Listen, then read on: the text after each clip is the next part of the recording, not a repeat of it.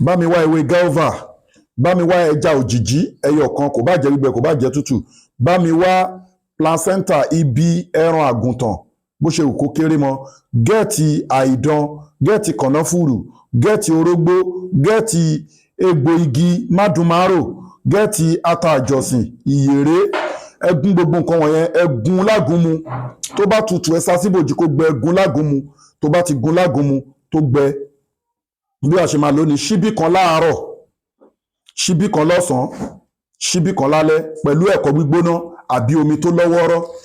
Farabalẹ̀ kó gbọ́ fídíò ìdélẹ̀ kó lè mọṣẹ́ tó ń ṣe, ó dẹ̀ máa ṣe láǹfààní kó dẹ̀ ṣe àẹ̀ síwájú kó tó ṣiṣẹ́ àbí tó bá ṣiṣẹ́ ìtọ́ nǹkan tó bá lágbára fi sákàǹtì àwọn ọmọ aláìní. Àkáǹtì nọ́mbà ní fáwọn ọmọ aláìní 0123214254. Àkáǹtì nọ́mbà fáwọn aláìní 0123214254. Wema Bank of Nigeria. Gbogbo ẹ̀yin tẹ́ ń gbádùn ètò wa, ẹ fi ájì àti òmùra ẹ fi ta wá lọ́rẹ. Then ẹ bá wa dá sí Masjid Project mọ́ṣáláṣí tá ń kọ́ lọ́wọ́, gbogbo ẹ̀yin tọ́lọ̀ bá ràn ṣe ẹ bá wa dá sí àdúrà yín àgbà. Gbogbo ẹ̀yin tẹ́ ń dá sétò àwọn opó àtàwọn ọmọ aláìní, Ọlọ́run àgbà àdúrà yín. Àkáǹtì nọ́mbà lẹ́ẹ̀kan sí 0123214254. Wema Bank of Nigeria, Global Dahiratu Islamic Organization. Bẹ́ẹ̀ ni gbogbo ẹgbẹ́ fẹ́ rí wa, a wà ní Òkè Ògùn Mádàgbáyùn Ìbẹ̀jú Lẹ́kì Ẹ̀pẹ́ Expressway Lagos after Aleko ibẹ̀ la wà. Ẹ WhatsApp wa lórí +234 810 913 1425. Ẹ WhatsApp wa lórí àbíkẹ́ kọlù àbíkẹ́ WhatsApp wa lórí +234 810 913 1425. A dẹ̀ ní special powder, kì í ṣẹ̀bẹ̀ àgbà, kì í ṣèmùlẹ̀ àgbà, ò bẹ́ anybody, kì í ṣoṣólẹ̀, kì í ṣàwúre. Powder ìtọ́wọ̀ ẹ̀ bá tẹ̀ ó máa create a solid barrier between you and evil world. Monitoring spirit ò ní rí ẹ mọ́, wàá wá rògùn ẹ lò bí sínìláì tààlà, inú ẹ̀ á dùn, ayọ̀ á kún, èyí tí wàá miss mọ́ṣẹ́, èyí tí wàá miss mọ́ cream, èyí tí wàá máa lò.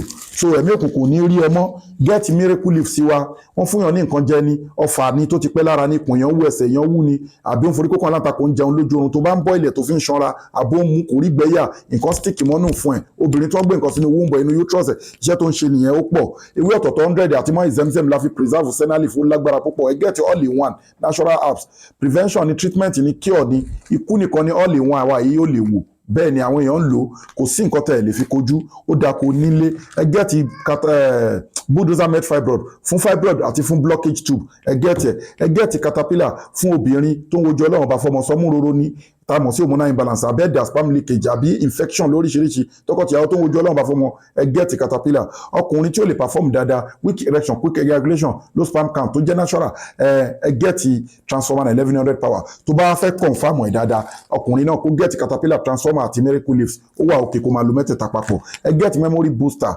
ìsọ̀yè ilé àmfọmọdé àti fún àgbàlagbà tó ń gbàgbé nǹkan, ó lágbára púpọ̀ jù. Adental black seed oil, virgin olive oil àti black seed powder, mẹ́tẹ̀ẹ̀ta ni à ń ta. So ẹ WhatsApp wa, a dẹ̀ ní special package tá a máa ń ṣe fún ẹni táyé bá ń dà láàmú, tẹ́mi òkùnkùn ń dà láàmú, aláwọn special package tá a tún máa ń ṣe yàtọ̀ sí product. Ètò àwẹ́wà tó legit, ètò sàráwà tó legit, bẹ́ẹ̀ ni ètò àdúrà wà tó legit. Àwọn àlàl powder wà tá a máa ṣe fún yín tó máa create a solid barrier between you and evil world. Ó wà ń lo òyìnbó bí aláìsí, ó ń ṣiṣẹ́ bí aláìṣe, ẹ̀hún lálàkàlà, ń forí kókó aláǹtakùn, gbogbo àwọn nǹkan wọ̀nyí ìbálòpọ̀ ojú oorun ìjákulẹ̀ ló máa ń fà. Ẹ contact Global Dahiratu Health and Spiritual Department under Sheikh Afagba International Limited. Bí sínú láìtàlá ẹ̀ ní kábàámọ̀ lẹ́ẹ̀kan sẹ́ WhatsApp wa lórí +234 810 913 1425. Inna li zata lillahi jami'a, gbogbo agbára Ọlọ́run ọba ló ní àhántú. Tọ́rọ̀ ẹ bá gba ohun tó a máa hàn tún fún ẹ, bújẹ́ sàárà ní bújádùá, gbogbo ẹ̀ là wá ń ṣe torí pé akẹ́kọ̀ọ́ wa ó yanjú. Ọlọ́run bá dẹ̀ ń fa àlùbáríkà sí àwọn èèyàn tó dẹ̀ ń tọ̀ wá wọ́n ń dúpẹ́ fún Ọlọ́run. Share fídíò yìí, iṣẹ́ wo ni fídíò yẹn ṣe nǹkan tí mo kọ yín. Tí wọ́n bá mú nǹkan ọmọkùnrin èèyàn tí ó lè pàfọ́ọ̀mù dáadáa lọ ṣe nǹkan tí mo kà á lẹ̀ fún ẹlẹ́ẹ̀kan yẹn. Ipe ewé kíni, ewé guava, kò gẹ́tì guava, ẹja òjìjí, placenta àgùntàn, ibi àgùntàn, kò bá jodidi, kò bá yẹ kékeré, àìdán, kànáfùrù, orógbó, egbò igi mádùnmárò, àtàjọsìn, ìyèrè, ẹgún lágúnmu, kó máa lo ṣíbí kan láàárọ̀, ṣíbí kan lọ́sàn-án, ṣíbí kan lálẹ́ pẹ̀lú omi tó gbóná àbẹ́kọ. Tó bá kú bí 2 hours àbí 3 àbí 1 hour tó fẹ́ ní àjọṣepọ̀ pẹ̀lú ìyàwó ẹ̀ tún lò.